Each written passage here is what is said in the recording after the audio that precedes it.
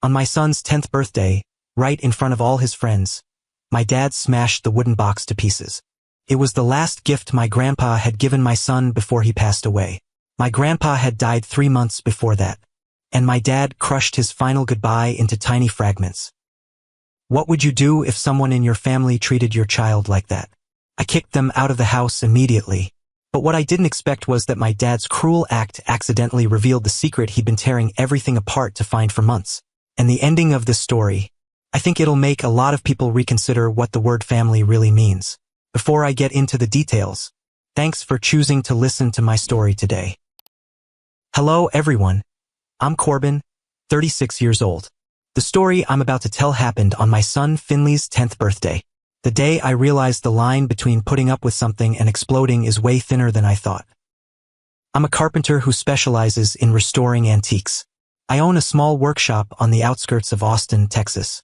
4 years ago, my wife and I split up. She remarried, but we still have a good relationship because of Finn. On the morning of his birthday, she sent him a gift with a handwritten card. I appreciated that. Finn is the reason I wake up every morning. I'm not saying that to sound good. I mean it. Before I had him, I was just some carpenter getting by day to day, finishing work and going home to sit alone in front of the TV. But when Finn came along, everything changed.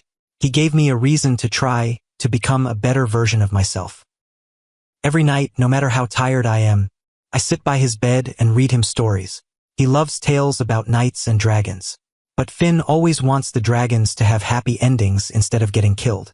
Once he tilted his head and asked me, "Dad, do dragons have families? It must be really sad if they can't go home." After hearing that question, my chest felt as if someone were gently squeezing it.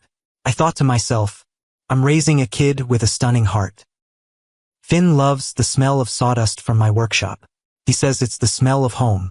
Every time I come back from work, Finn runs out to hug me and sniffs my shirt, shouting, "You smell like pine," like it's the biggest compliment in the world. Those little moments are more precious to me than anything else. My son's birthday party was held right in the woodworking shop. I'm not the kind of dad who does social media with fancy balloon arrangements and color-coordinated goodie bags. I'm the practical kind of dad. We've got cake, we've got candles. Nobody's allergic to anything. That's a big win right there. Watching Finn run around with his friends, wrapping paper scattered all over the floor, laughter echoing through the workshop, my heart felt strangely warm. This was everything I wanted for my son. No big house needed, no fancy party required. Just him being happy, being loved, being himself. The party was going exactly as I'd hoped, until the front gate of the workshop opened and I heard a familiar voice. A voice that every time it rang out, I felt like I was being dragged back to childhood, small and helpless. My dad walked in like he was blessing the room with his presence. That's how he's walked into every place my whole life. Actually, I didn't invite them. I stopped inviting family to Finn's events 2 years ago, after his 8th birthday, when my dad commented that the cake I ordered looked cheap right in front of my son. But that morning, my mom called asking what time the party was, her voice unusually gentle. I hesitated for a few seconds, then thought, maybe this time will be different. Perhaps they're coming because they actually want to celebrate their grandson. I was wrong. Harlan, my dad, walked through the door first. He gave me a curt nod instead of a greeting, then stood in the middle of the workshop looking around. That familiar frown appeared the moment he saw the oil stains still marking the concrete floor. I'd seen that look 1,000 times. The look that said his son shouldn't be doing this kind of work. My mom, Lorraine, followed behind. She's 60, with carefully curled hair and light lipstick. As soon as she saw me, she came over for a half-hearted hug and said, "The workshop's so dusty. Didn't you clean up before having the party?" Before I could answer, she'd already walked over to the food table, looking for a seat far from the kids running around making noise. My dad, in his shirt tucked into his pants, pulled up a chair next to Mom, right in the corner of the workshop by the window. He sat there looking openly annoyed, occasionally brushing his sleeves like invisible sawdust was falling on him. But I didn't care. They chose to come so that they could deal with it. I was more worried about taking care of Finn and his friends than trying to please people who were never satisfied with anything I did. About 10 minutes later, my younger brother showed up, Griffin, a corporate lawyer in Dallas. The moment he walked through the door, he looked around and frowned at me. saying, "You still haven't installed AC? How can guests stand this heat? No hello. No asking how I'm doing." His wife, Shelby, followed behind in a dress like she was going to some country club party instead of a birthday in a woodworking shop. She glanced at me, nodded once like greeting an acquaintance, then led their son, Callum, over to sit with Grandma and Grandpa. The whole family gathered in one corner of the workshop, utterly separate from the kids playing and the other parents. My dad leaned over to say something to Griffin, both of them laughing dismissively. I couldn't hear clearly, but I saw their eyes glance over at me. To them, I was always that Corbin who does carpentry. Every time Dad mentioned my profession, each word was emphasized like it had a smell. And Griffin? He's got a 5-bedroom house, a dentist wife, and a kid in private school, the family's golden child. Right then, Finn ran over from his friends to Grandma and Grandpa holding up a paper, eyes bright and shining. He excitedly showed off, "Grandpa, I got an A in art class." My dad glanced at the paper, gave Finn a casual pat on the shoulder, then turned to Callum and asked, "And you, how was the semester?" Callum talked about private school, about the team, and about his tutor. After listening, my dad nodded approvingly, patted his shoulder and said, "Very good, you're gonna go far." Finn stood there, paper still hanging in his hand. The smile on his face slowly faded. Then he quietly went back to play with his friends without saying anything. Watching that scene, my chest ached. Then I noticed Callum sitting quietly in the corner, eyes following Finn as he played with his friends. The boy's look wasn't contemptuous like his parents', just curious, and something that looked like loneliness. Right then, the doorbell rang. The delivery person handed me a package from a law firm in Montana. On the box was Finley's name, with handwriting that said, "Open on 10th birthday." My heart clenched, law firm in Montana. I knew immediately who this was from. My grandpa, Virgil, had passed away 3 months before the party, living to 88. He used to be a blacksmith, working his whole life with calloused hands. He was the only person in the family who saw value in my work. To Dad, I was always the dropout. But to Grandpa, I was a craftsman, and he said that with absolute pride in his eyes. When I turned back inside, carrying the package, I caught Dad and Griffin staring intently. Dad's jaw was clenched tight. Griffin's eyes narrowed. They both stood up at the same time, walking toward me. I suddenly remembered 3 months ago, after Grandpa's funeral. The lawyer read a will with very general content. Assets would be distributed to grandchildren according to separate instructions to be sent later. Dad and Griffin didn't receive anything directly. Their faces went pale with anger. Griffin had been turning over every paper Grandpa left behind for 3 months and found nothing. But that day, when I saw how they looked at the package in my hands, I understood. They didn't come to Finn's birthday party today. Seeing the gift from the past, Finn ran over, eyes bright when he saw the package. He looked at me, voice eager, asking excitedly, "Dad, there's a present for me." I swallowed hard, trying to keep my voice normal, and said, "Go ahead and open it, son." In that moment, I had no idea that in just a few minutes, that gift would be lying in pieces on the floor. The party was almost over when we got the gift. The cake had been cut, and ice cream smeared on paper plates. A few kids were starting to yawn, while their parents were already bustling around, grabbing purses. It was the most peaceful moment of the day, when everything seemed to have gone smoothly. Good things always come late, and sometimes, they come at the same time as disaster. Finn sat down on the workshop floor, placing the package in front of him. His little hands trembled as he peeled off the outer cardboard layer. I stood beside him, my heart beating faster than usual. My dad and Griffin had gotten up, moving closer, eyes glued to the package. Inside the cardboard box was an envelope and a wooden box, both carefully wrapped in tissue paper. Finn gently unwrapped the paper, and I heard my breath catch. The walnut wooden box lay there, dark brown and gleaming under the lights. It fit perfectly in a child's palm. On the lid, someone had carved a line in delicate script. "Time is legacy." With my professional eye, I could tell right away this was high-end craftsmanship. Someone had spent many hours, maybe many days, creating this box. Every wood grain had been carefully selected, every corner polished to perfection. Finn opened the lid. Inside, lined with red velvet, lay an antique silver pocket watch. The The watch face gleamed brightly, the second hand still rhythmically turning. He looked up at me, eyes wide, then handed me the envelope that came with it. I opened it. Inside was a handwritten letter, the shaky writing of an older adult, but still readable word by word. I cleared my throat and read aloud for Finn. My beloved great-grandson, when you read this, I won't be here anymore. But I want you to know that I thought about you until my last day. This box was made by a carpenter in Montana, just like your dad. I chose it because I believe in hands that know how to create things of value. Keep it safe. Its real value is more than what you see. Your great-grandpa loves you, Finn. My voice broke on the last line. Finn hugged the box to his chest, eyes glistening. He whispered as if talking to himself. Great-grandpa sent this to me. That moment was so beautiful. I wanted time to stop, but time doesn't stop. My dad stepped forward, his face turning from red to purple. I recognized that expression immediately. It was the rage I'd witnessed my whole life, but this time more intense than ever. He stopped in front of Finn, voice trembling as he tried to control himself. Give that to me. Finn looked up at Grandpa, confused. He took a step back, clutching the box tightly to his chest, and shook his head. This is mine. Great-grandpa sent it to me. My dad's face twitched. He gritted his teeth, reached his hand toward Finn, and shouted, I said give it here.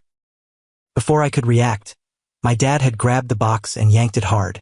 Finn panicked and held on, his two small hands gripping the wooden edges tightly. He was pulled forward, feet sliding on the concrete floor. But how could a 10-year-old's strength match an adult's? The box slipped from his hands. I lunged forward, grabbed my dad's arm, and shouted, What are you doing? But he shook my hand off, the force so strong I staggered back 2 steps. Finn fell to the floor after losing his balance. He looked up, eyes terrified, watching the box in Grandpa's hands. My dad looked down at the box, face twisted with rage. I saw the veins in his neck bulge, his jaw clenched so tight his temples pulsed. He turned the box over and over, opened the lid, and rummaged inside like he was searching for something. Only the watch and the red velvet lining. Then he raised the box high. I struggled to my feet, screaming, Dad, stop! But it was too late. The box hit the concrete floor with a harsh cracking sound. The lid flew off, one corner shattered completely, and wood fragments were scattered around. The silver watch rolled across the floor, coming to rest under a table. The box lay there, lid separated, body cracked from corner to bottom, the red velvet lining inside spilling out in tatters. My dad yelled, voice hoarse, worthless old junk. That older man's in the grave and still playing games, sending garbage to his great-grandson while leaving nothing for his own son. Then he lifted his foot and stomped on a broken piece of wood, grinding it under his heel, as if the thing he'd been waiting for so long turned out to be just an empty box, and his rage needed somewhere to go. The whole workshop went dead silent. Music was still playing from the small speaker, but it sounded like it was coming from another world. The kids stood frozen, eyes wide, not understanding what had just happened. A few parents gaped, then quickly pulled their children close, hastily saying goodbye to me with embarrassed looks before hurrying out the door. In just a few minutes, the workshop was empty. Only my family remained, standing in the ruins of a birthday party. That's when I looked over at Griffin. He stood with arms crossed and a half smile, as he just watched a good show. Shelby turned away, pretending not to see anything. My mom hung her head, looking at the floor, hands clasped in front of her stomach, silent like so many times before. Callum stood next to his dad, eyes wide with fear. The boy looked at Finn, not with satisfaction as I expected, but with a pained look, as if he was the one who'd just been hurt. And Finn, he stood quietly, looking at the box scattered on the floor, not crying, not screaming. His face was empty, and that was worse than tears. It was the face of a child who just watched something inside himself break along with that box. Then he turned to look at me, those big, round, clear eyes, not angry, not resentful, just one single question. Dad, why did he treat me like that? In that moment, everything inside me froze. My heart skipped a beat. Then, it melted into something I'd never felt in my entire life. Rage. Absolute. Uncontrollable. My whole life, I learned how not to let Dad see me hurt. Through all the setbacks in my career, through the crisis after my marriage fell apart, through all the times I faced discrimination from my own family, I swallowed it all down. I stayed quiet. I endured. But this time was different. This time he went after my son. I took a deep breath, trying to control the trembling in my hands. Then I walked over to Finn, kneeling to his eye level. He was still sitting there on the floor, eyes fixed on the broken gift after his question hung in the air. I put my hand on his shoulder, voice as calm as possible. Finn, go into the back room. I'll handle this. Finn looked up at me, eyes still confused. He hesitated for a moment, then nodded. I watched him stand up, brush the dust off his pants, and try to walk steadily even though his shoulders were shaking. He was trying to be brave and learning how to hide his pain. The moment Finn disappeared behind the back room door, I stood straight up, turned around to face my dad. My voice was cold as steel. Get out of my house, right now. My dad blinked, like he couldn't believe his ears. Then he let out a dismissive laugh, shook his head, and said, "Over some wood scraps? You're overreacting, Corbin. It's just a box." Blood rushed to my face. I stepped forward another step, roaring, "I'm not asking for your opinion. I'm telling you you've got 30 seconds to walk out my door." My dad froze. His eyes went wide, jaw dropped. His whole life, he'd never heard me talk like that. I was the obedient, quiet, well-behaved child. The child could step on without worrying that it would stand up. But I wasn't that child anymore. Griffin stepped forward, raising both hands like he was trying to calm things down, saying, "You need to settle down. We're adults, we can talk." I turned to look straight into his eyes. My look must have been intense, because Griffin stopped mid-step, as he'd just run into an invisible wall. I cut him off. "You don't get to talk here. You're a guest in my house, and guests just wore out their welcome." My mom spoke up from behind, voice trembling. "Corbin, you can't treat your parents like this. We're still family." I turned to look at her, and for the first time in my life, I didn't feel guilty saying it straight. "You stood there watching him smash your grandson's birthday present. You didn't say a word. You picked your side. Now go with that side out of my house." My mom opened her mouth to say something, but no sound came out. She hung her head, stepped back. My dad stepped forward, finger pointing right at my face, voice threatening. "You're gonna regret this. You hear me? You're gonna..." I grabbed his wrist, not hard, but firm enough that he couldn't move forward. My eyes looked straight into his, voice dropping low. "The one who needs to regret something here isn't me. It's you get that?" I let go of his hand, walked to the door, threw it wide open, and stood there waiting. My dad stood still for a few seconds, face purple with rage. Then he stomped out angrily, not saying another word. My mom followed behind like a shadow, head hanging down, not daring to look at me. Griffin pulled Shelby and Callum along. But before stepping through the door, he stopped, turned to me with a mocking smile. "You know what your problem is? You never knew your place in this family." I looked straight into his eyes, answered without hesitation. "I know exactly what my place is. That's why I'm standing inside my house, and you're walking out." Griffin gritted his teeth, turned, and left. Shelby dragged Callum behind her. But before disappearing out the door, Callum looked back into the house. The boy's eyes met mine for just a moment. Not a look of contempt, but something else, like a silent apology. Then the boy was pulled away by his mother. I closed the door. Sound of cars starting, then fading away until only silence remained. I stood there, back against the door, breathing hard. My whole body was shaking, not from fear, but from the adrenaline still racing through my veins. I'd just done something that in 36 years I'd never dared to do. I just stood up. I just kicked them out. The workshop was dead quiet. Balloons still hung from the ceiling. And in the middle of the floor, the broken wooden box still lay there, like an open wound. Tonight would be long. I knew that, but I had no idea that in that pile of shattered wood, I would find something that changed everything. After a few familiar neighbors patted me on the shoulder with reassuring words and left one by one, I went back to sit with Finn. He was curled up on the bed, still clutching great-grandpa's letter tightly, eyes staring at the ceiling without blinking. I just sat there for a long time, gently stroking his hair. That was how I'd comforted Finn for years. He was introverted like me. Didn't need many words. He just needed to know someone was there beside him. Then suddenly Finn turned over, voice small like a whisper. Dad, why did Grandpa do that? I kept stroking his hair, trying to keep my voice calm. I don't know, but that's Grandpa's problem. It has nothing to do with you. He was quiet for a long time. I thought he'd accepted that answer. But then he asked again, voice trembling. So Great-Grandpa loved me instead of Grandpa, right, Dad? That question made my throat tighten. He was only 10 years old and already had to understand that love in this family wasn't distributed equally. I looked out the window. Night had fallen. The Texas sky was pitch black, dotted with a few lonely stars. The street light cast a pale yellow streak into the room, just enough for me to see his eyes, still waiting for an answer. I turned back, nodded, and said, Great-Grandpa loved you very much, and so do I. Finn didn't say anything more.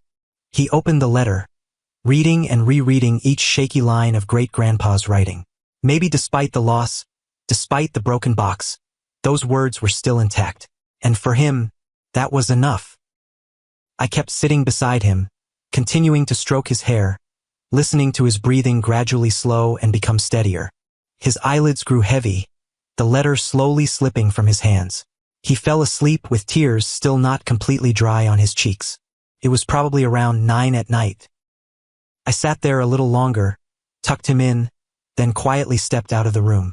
The workshop was dark. I turned on the lights, yellow brightness casting down on the devastated scene. Deflated balloons hung limply, the birthday cake hardened on the table, and in the middle of the floor, the pile of broken wood still lay there. I knelt and started picking up each piece. Good quality walnut wood, fine grain, even dark brown color. Someone had put a lot of effort into this box, and my dad destroyed it in seconds. The silver watch was lucky just to be lightly scratched, the hands still running. At least I could save this for him. While gathering the wood pieces, my hand touched the bottom part of the box, and I stopped. Something wasn't right. 15 years in the trade, my hands knew when something was unusual.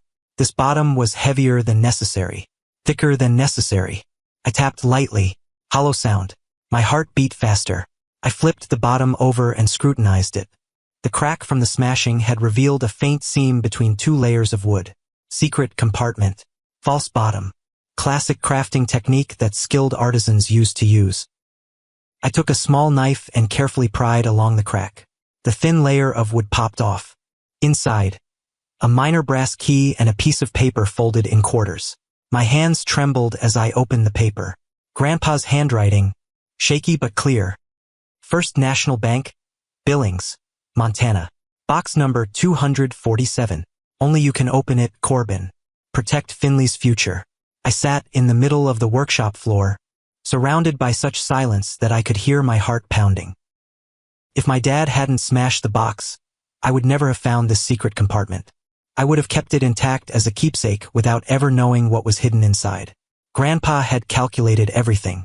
He hid the key here because he knew only I would find it. Sooner or later, because my carpenter's hands were trained to notice things others overlooked. I sat until almost dawn, the brass key lying cold in my palm. Grandpa had prepared something, and now I needed to get to Montana. 3 days later, when I walked into that bank, I finally understood why my dad was so angry. And why did my grandpa have to hide everything so carefully? The next day, when Finn woke up, he didn't mention anything about last night.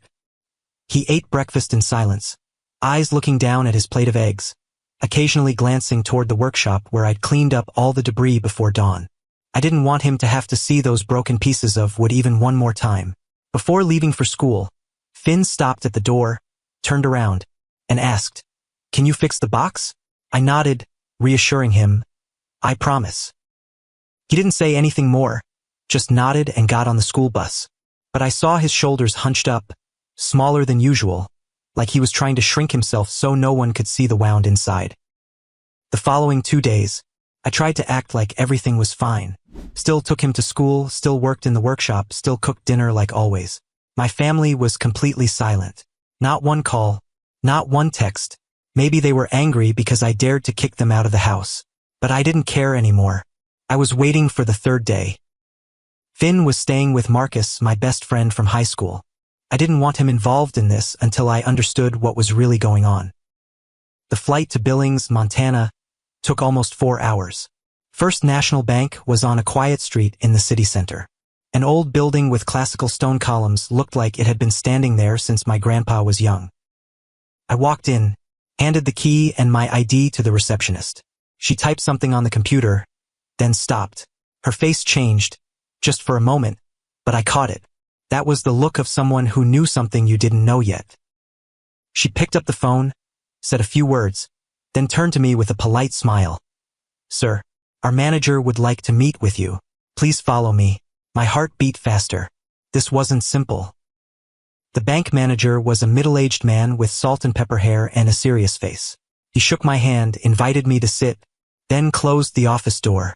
He looked at the file in front of him, then looked up and said, "Mr. Corbin, safety deposit box number 247 is registered under the name Finley, your son.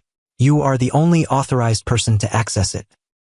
I nodded, waiting, and that's when the shocking truth was revealed. Turns out, 6 weeks earlier, acting as the estate attorney handling Grandpa's assets, Griffin had accessed all the property records and discovered information about the safety deposit box. He came to this bank, impersonated me, and presented forged power of attorney documents bearing my forged signature to demand that the box be opened. But the bank refused. For 2 reasons: he didn't have the physical key, and the signature on the power of attorney didn't match the signature sample that Grandpa had registered for me 5 years earlier. Griffin was a lawyer. He knew perfectly well that forging documents was a felony that could get his license revoked or even land him in prison. But he still did it. For money. Because greed had blinded his judgment. After verifying my identity, I was led down to the vault. The small box sat quietly among hundreds of other boxes. I turned the key and the box opened. Inside were a stack of papers and a thick envelope with my name on it. I opened the envelope first. Inside was a long letter, Grandpa's familiar handwriting. In the letter, Grandpa explained everything. He knew he was about to pass away. The doctor had made it clear he only had a few months left. He wasn't afraid of dying. He was only scared of leaving me and Finn unprotected from the greed of the very people who called themselves family. He didn't leave a traditional will because he understood clearly. Wills have to go through court, have to be public, and Griffin would use every trick of a lawyer to contest, drag it out, litigate until there was nothing left to divide. He'd witnessed too many families destroyed by wills being dragged into court. So he quietly transferred most of his assets into trust funds years earlier, where no one could touch them. The portion for Finn, about $260,000 in this box, he protected with the key he trusted only I would find. His total estate was nearly $1.1 million. Regarding the distribution, Finn and I received the largest share. My mom got $40,000 because, according to him, she wasn't bad, just weak. Callum received $180,000 in a separate trust fund to be distributed when he turns 25, because the boy was innocent in adult matters, unlike my dad and Griffin, who did not receive a penny. At the end of the letter, he also wrote, "Corbin, you're the only one who never asked me about money. You're the only one who called every week to ask whether I was doing well, whether I was sleeping okay, and whether I miss Grandma. Legacy isn't money, Corbin. Legacy is how we treat each other." In the last line, he added, "Give Callum a chance. He's not like his father. I can see that." I folded the letter and sat quietly in the cold basement of the bank. Finally, I understood why my dad lost control when he saw the package. Maybe he thought it contained what he needed, but he was completely wrong because he found nothing at all. And then the secret they needed was nestled inside a wooden box sent to a 10-year-old great-grandson. The ending was coming through the payback from my own family, and starting with a call from Dad. When I got off the plane and picked up Finn at Marcus's house, he ran out and hugged me right at the front door. On the way home, I told him about the secret treasure that Great-Grandpa had hidden in the wooden box. In that moment, joy returned to his eyes. Not because of the money. Finn was still too young to understand what $260,000 meant. He burst with excitement because of the treasure hidden in the secret compartment, just like the fairy tales I read to him every night. Great-Grandpa had turned his final gift into a real adventure. That's when I knew the wound in his heart would heal. Slowly, but it would heal. I got the call from my dad one evening. I've been waiting for that call. He screamed into the phone that the bank had reported the document forgery, that Griffin was under investigation, that I had destroyed the family. He threatened, cursed, and said I'd regret it for the rest of my life, that I was ungrateful, that I was just some carpenter who didn't know my place. I replied, "Your own father didn't trust you enough that he had to hide his assets from you. I have nothing more to say." Then I hung up. That night, I did things I should have done long ago, including canceling the $150 monthly transfer I'd been sending to my parents for 8 years, removing their names from Finn's emergency contact list at school, and blocking all their phone numbers. A few months later, I heard that the Bar Association disciplined Griffin for the document forgery. His license to practice law was suspended for 3 years. The career he'd built his whole life collapsed because of greed. I stood in the kitchen after hearing the news, and I felt light. Not light in a happy way, but light as I just lifted a burden I'd been carrying on my back for 36 years. And just like that, 6 months have passed since that fateful birthday. Our life now is truly peaceful. I live with one purpose: raising Finn to be a good person who appreciates simple things and loves with his whole heart. The small workshop still has the faint smell of pine every morning. Customers still welcome the pieces I restore. And Great-Grandpa's wooden box, I spent many nights restoring each broken piece. Now it sits in the living room display case, next to the silver watch that's still running, like a reminder of love that survives even death.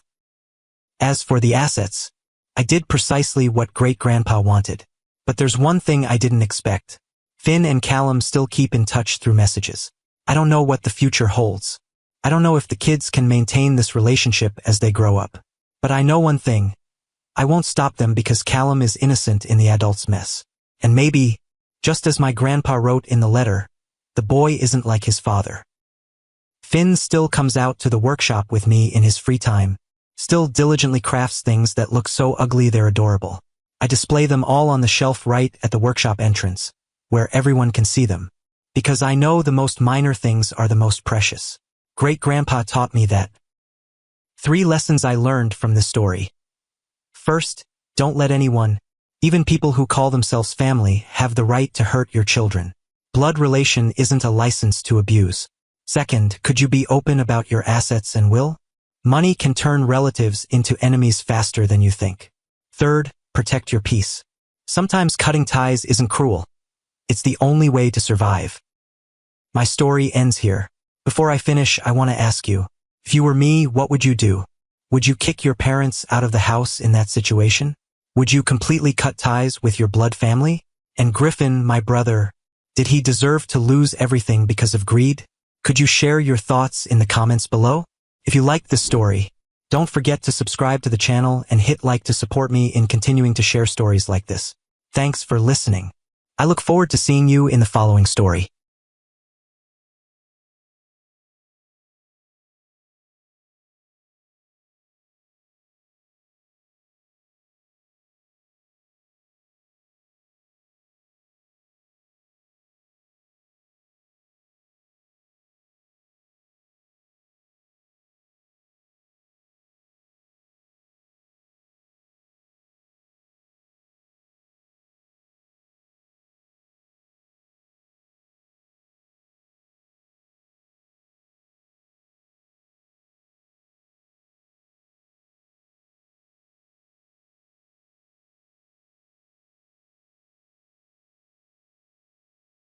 What would you do if your dad treated your son like a stain that needed to be erased?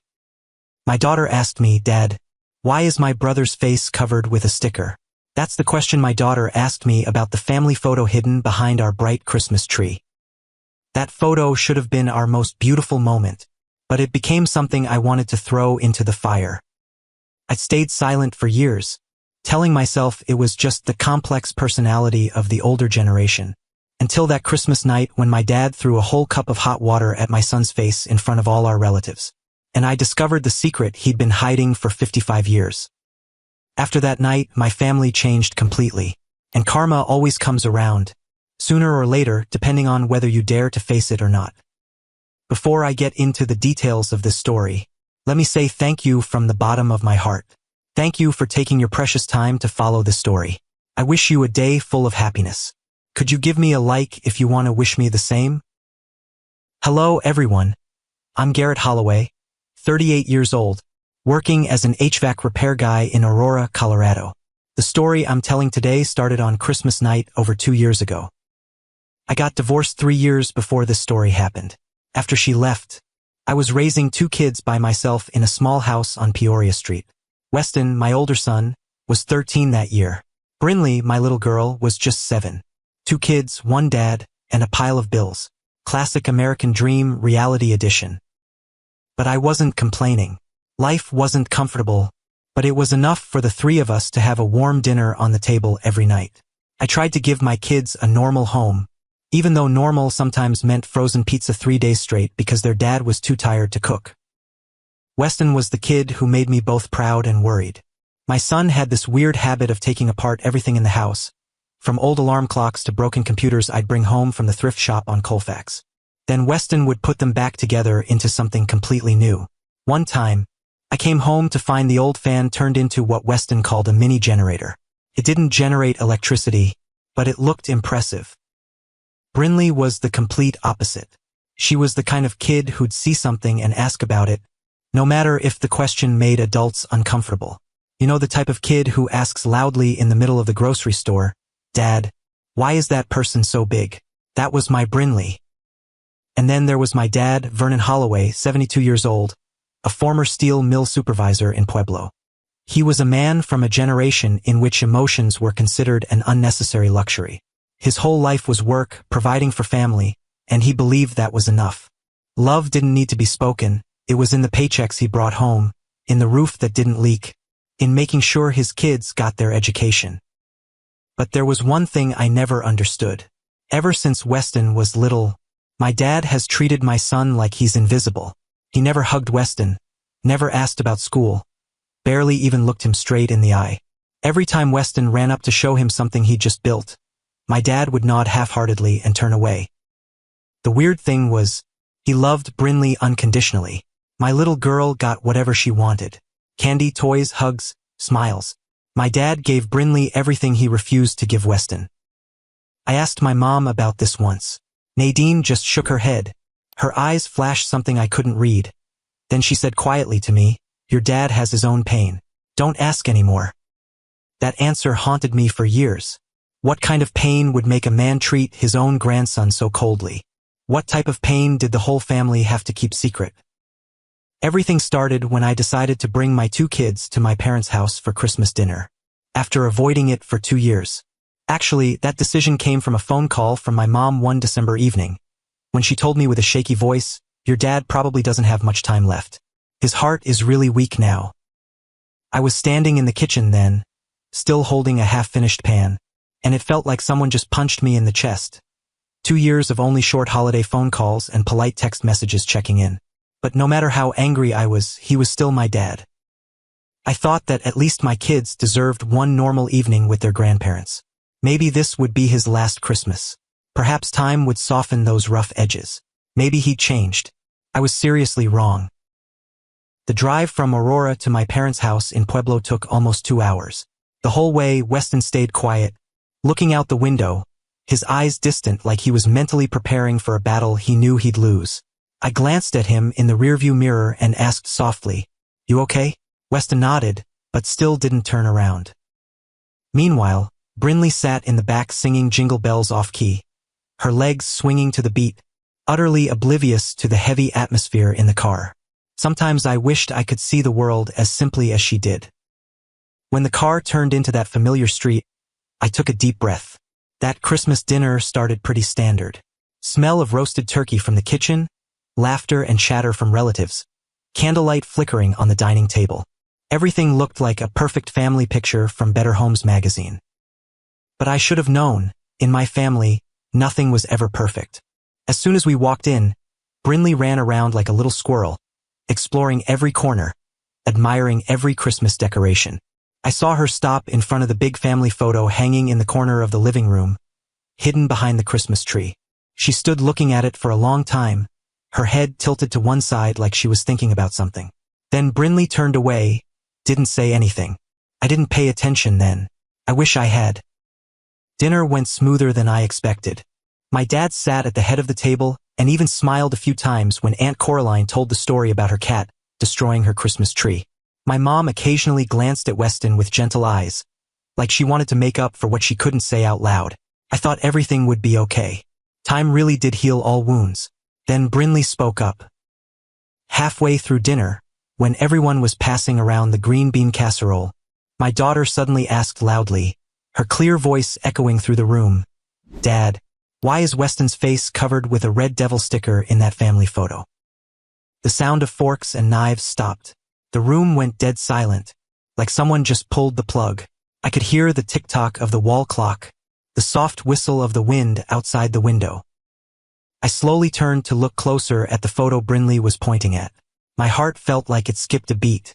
Just like she said, in that family photo from 2 Christmases ago, Weston's face was covered with a creepy sticker. The sticker looked brand new, clearly put on recently. Someone had done this on purpose, and I knew exactly who it was. My dad set his knife down on the table, and the sound of metal hitting would rang out in the silence.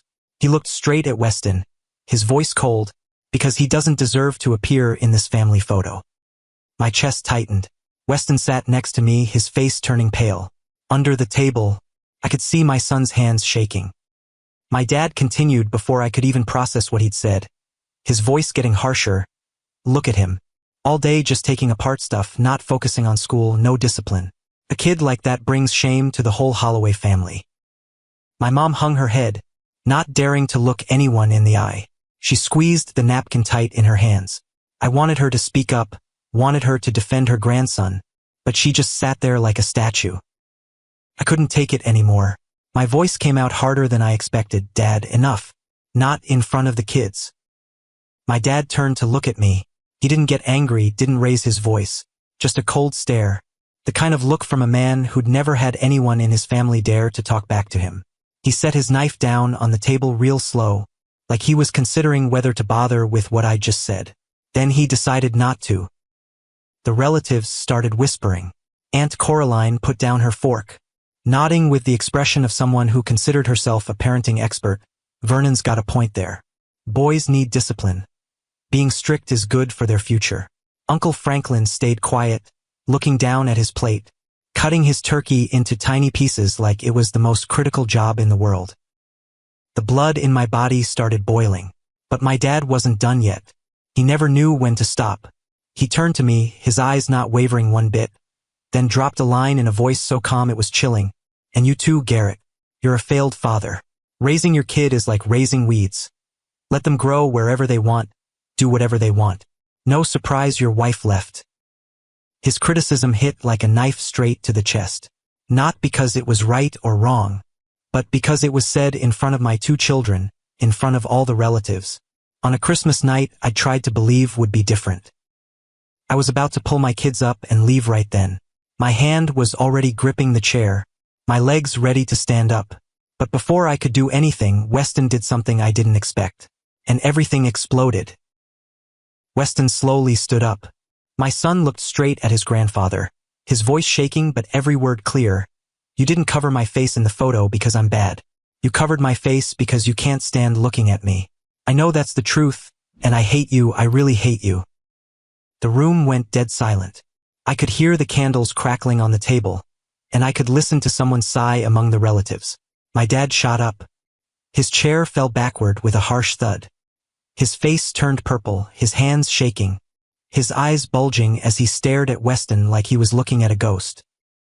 Then everything happened too fast. He grabbed the hot tea cup in front of Aunt Coraline and threw it straight at my son's face. Weston stumbled backward, hands covering his face, a cry of pain escaping from his throat. After that action, my dad roared, "That's the price when a kid dares to be disrespectful to adults. You're exactly like..." He didn't finish the sentence. He stopped abruptly as he'd just bitten his own tongue. Right then, Brinley screamed, her voice piercing, "Grandpa is mean. Grandpa is nasty." After that scream, she jumped out of her chair, ran to her brother, and used her napkin to wipe Weston's face quickly. Her tiny hands were shaking, tears streaming down her cheeks. Weston bent down to let his sister clean him up, but his eyes kept looking at his grandfather, not with hatred, with something much more painful. In that moment, Everything inside me exploded. I shot up, grabbed the china plate in front of me. I walked straight to the corner of the living room, where the Christmas tree stood, hiding the family photo. I pushed the tree over, decorations flying everywhere. The sound of breaking glass scattered across the floor. Then I threw the china plate straight at the photo. The plate shattered. Porcelain pieces stuck into the photo, right where the sticker covered my son's face. I turned around, pointed straight at my dad's face, and roared, "If you lay a hand on my kid one more time, I swear I'll drag you down to hell with me." The relatives all stood up, but nobody dared come close. My dad stood there, face pale as a sheet, mouth moving like he wanted to say something. And then my mom did something I never expected. She shot up, pointed straight at my dad's face, her voice cracking after so many years of silence. "Because you see, Tommy, every time you look at Weston, because you've carried that guilt for 55 years, and now you're taking it out on your own grandson." The room felt frozen. I stood there, my hands still shaking, looking at my mom for the first time in her life, daring to stand up to my dad. My mom turned to me, tears streaming down, her voice choking. "Tommy was your dad's little brother. When he was 17, your dad was driving Tommy somewhere. Your dad was drunk. The car flipped. Tommy pushed your dad out of the car before it exploded." After saying that to me, she turned back to look at my dad, her voice full of bitterness. "Tommy died instead of you, and you've lived your whole life with that guilt. But you don't have the right to make your grandson a victim just because Weston has eyes like Tommy, has a smile like Tommy, has that way of tilting his head when thinking just like Tommy." The moment the truth was exposed by a woman who'd been silent her whole life, my dad stepped back, then another step. He hit the wall and leaned against it like his legs couldn't support his body anymore. His face wasn't purple anymore. It was white as paper. My mom sobbed but kept talking. I stayed quiet. "I watched you treat your grandson like an enemy, and I didn't dare say anything. But today you threw hot water in his face. Today you went too far." I stood there, feeling my heart pound like war drums. Everything suddenly made sense. The way my dad avoided Weston's eyes. The way he left the room whenever my son walked in. The way he looked at Weston with what I thought was hatred, but was actually unbearable pain. But understanding didn't mean forgiving. I looked at my dad and said, my voice colder than ever in my life, "I understand what pain you carry, but Weston isn't Tommy. Weston is your grandson. And you've had 55 years to face that pain without destroying an innocent child." After saying that, I paused, took a deep breath, and then, each word came out cold. "From now on, don't call me your son, and don't expect to see these two grandchildren again." As soon as I finished speaking, a tiny hand grabbed mine.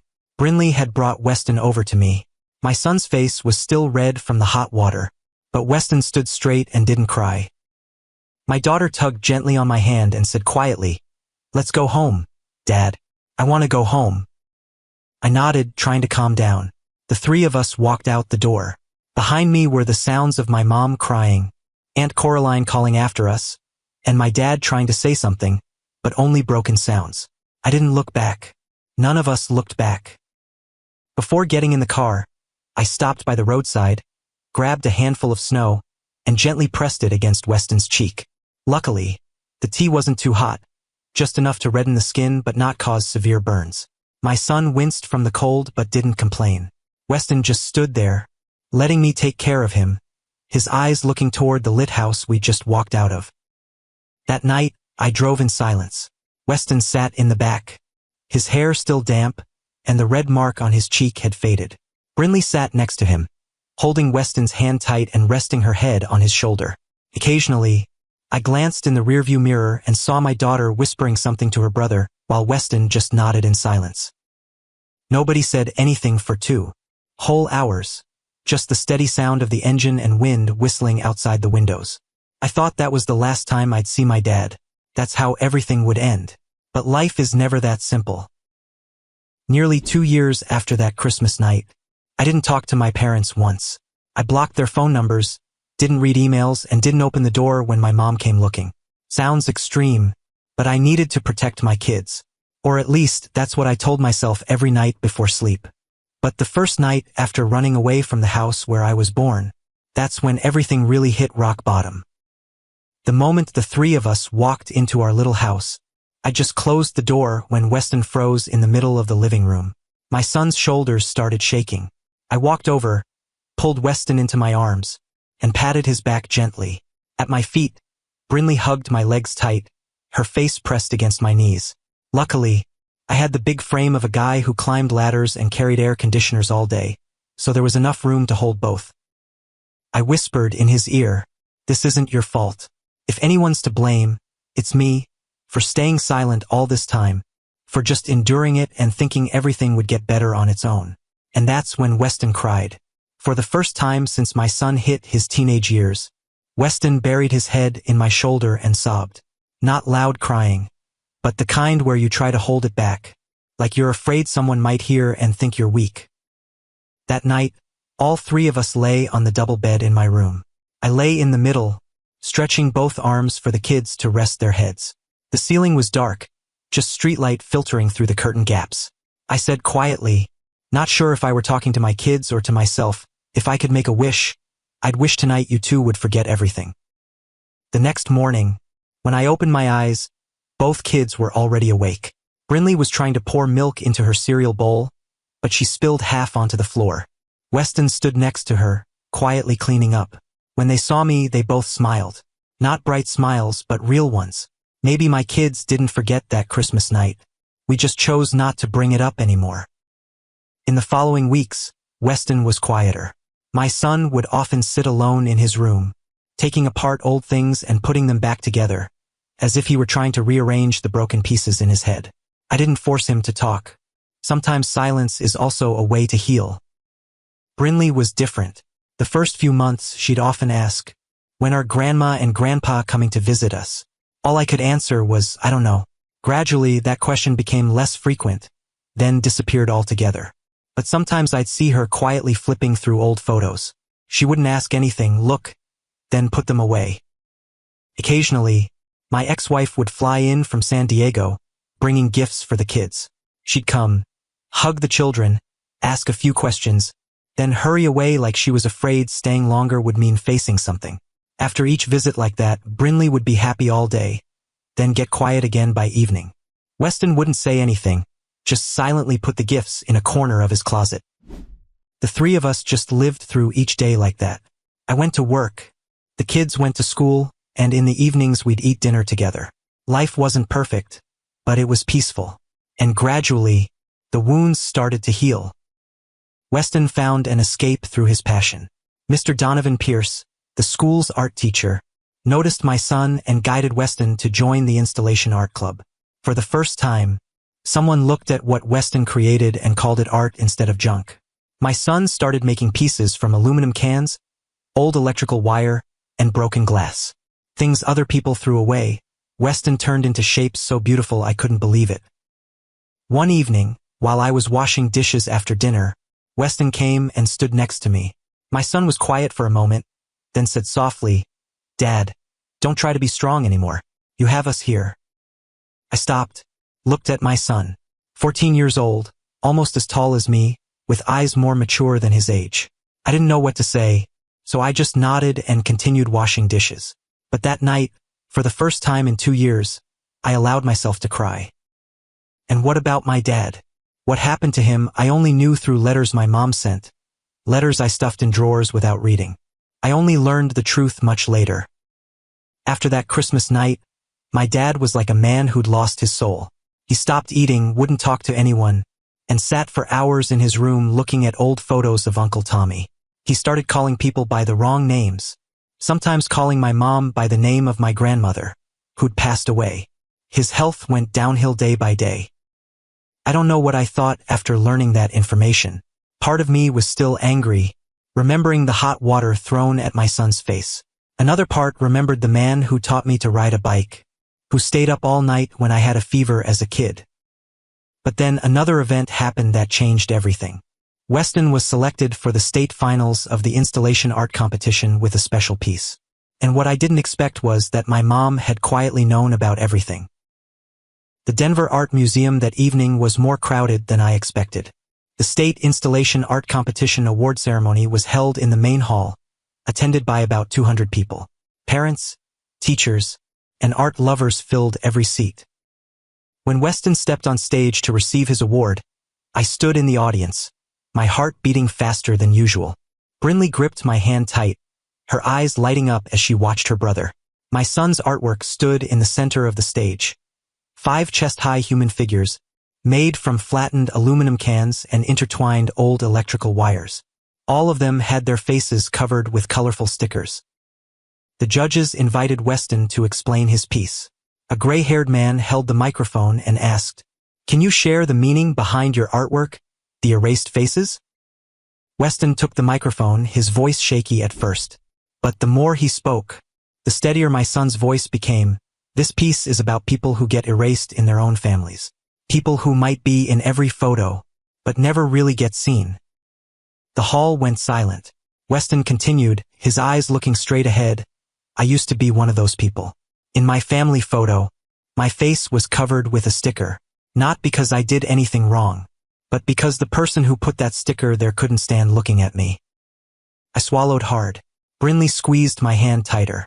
Weston paused for a beat, then continued, his voice strangely calm. I don't hate my grandfather for not accepting me. I feel sorry that he never asked what I wanted.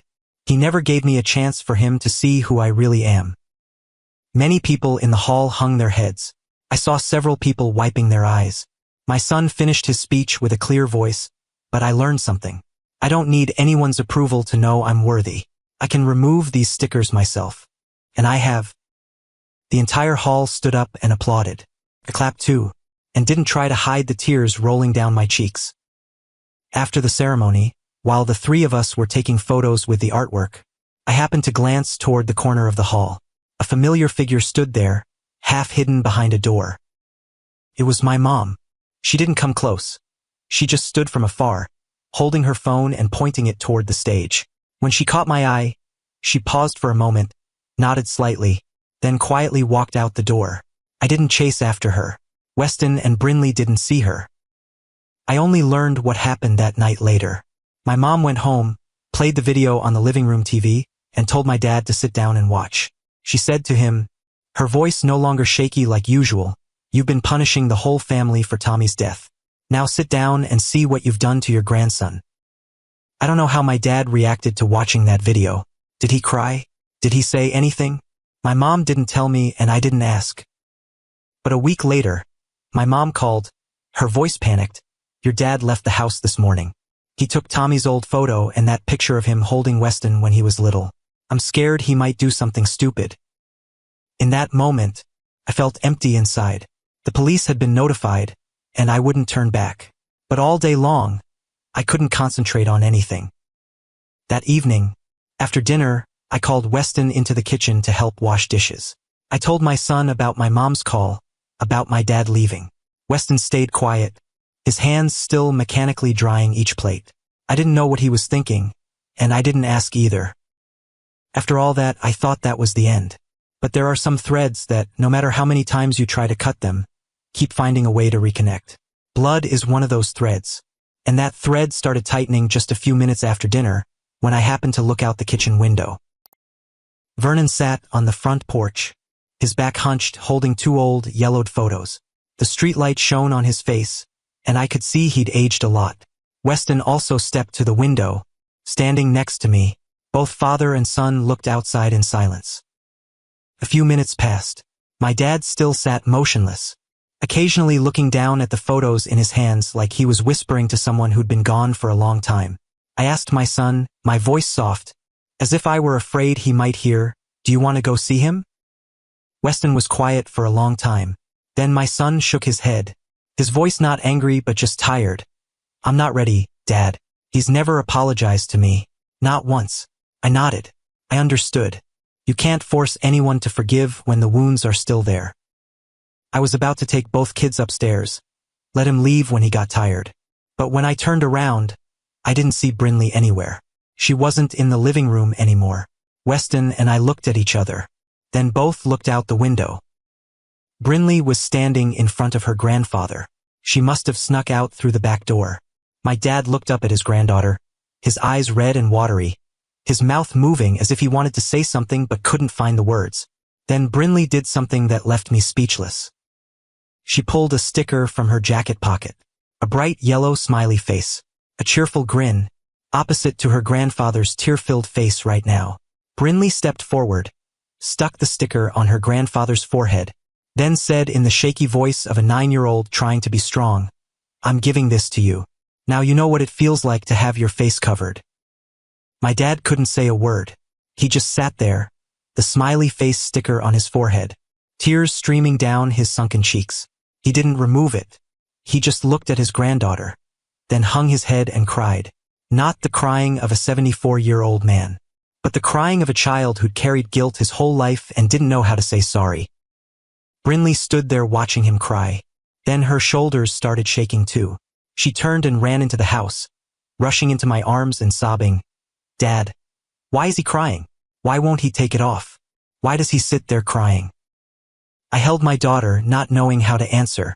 Through the window, I saw my dad trying to stand up, stumbling toward the car parked on the street. He opened the door, sat in the driver's seat, but didn't start the engine. He just sat there motionless, his head slumped over the steering wheel. The smiley face sticker was still stuck on his forehead, grinning widely in the dim yellow light. 5 minutes passed. 10 minutes. He still didn't move. Brinley stood next to me by the window, her eyes red and puffy.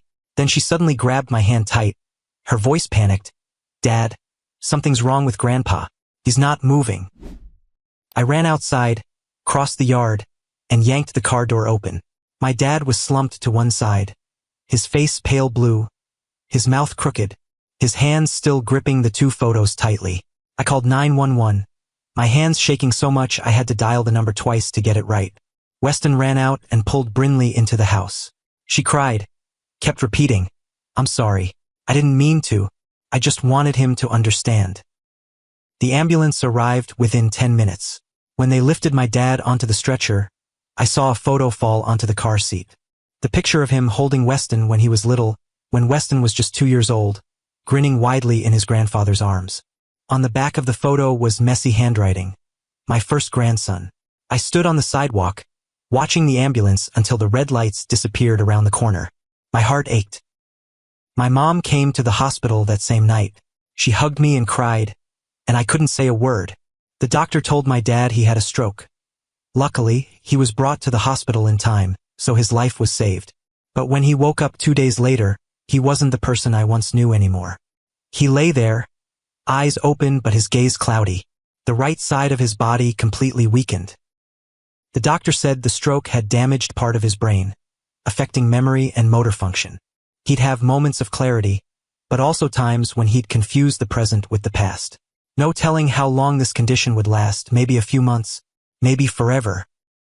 I stood by the hospital bed, looking at the man who was once hard as steel, now lying helpless with 4 tubes running into his arms. My mom sat beside him, holding his hand, her eyes swollen from crying. Then Weston walked into the room. My dad saw his grandson, and his eyes suddenly brightened. He tried to sit up, his left hand reaching toward Weston, his voice shaky and broken. "Tommy? Tommy, where have you been all this time?" The whole room went silent. My dad cried, tears streaming down his wrinkled face, his voice stuttering. "I'm sorry. I'm sorry. I should have been the one under that car, not you. I'm sorry." I stood there and finally, everything made sense. Weston stood quietly for a long time, 15 years old, standing in front of his grandfather, who was crying and calling him by the name of someone who'd died. My son could have turned away, could have refused. After everything that happened, nobody would blame him. But Weston didn't do that. My son walked to the bedside, took his grandfather's shaking hand, and said gently, "I'm here, Grandpa.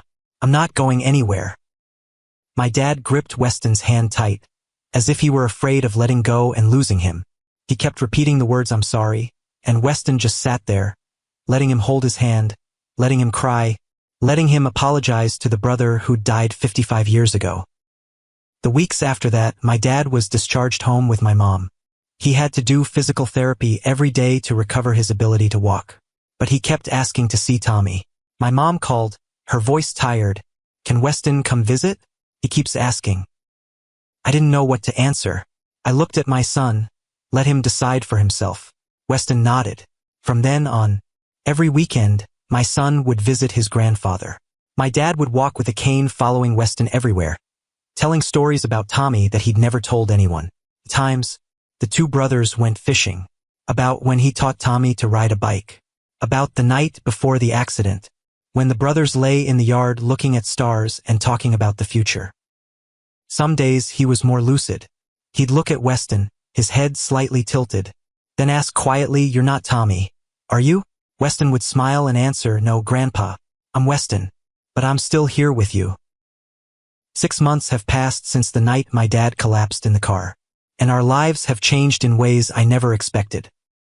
My dad walks better now, needs a cane instead of a wheelchair like those first few weeks.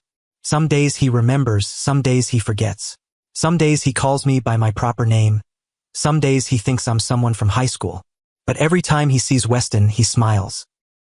One evening, while father and son were sitting on the porch, Weston said to me, "Dad, I don't need an apology anymore.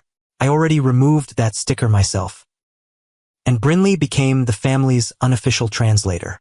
Whenever he said something I didn't understand, she'd tilt her head, listen, then translate, "He wants tea, Dad," or "He's telling the story about going fishing when he was little."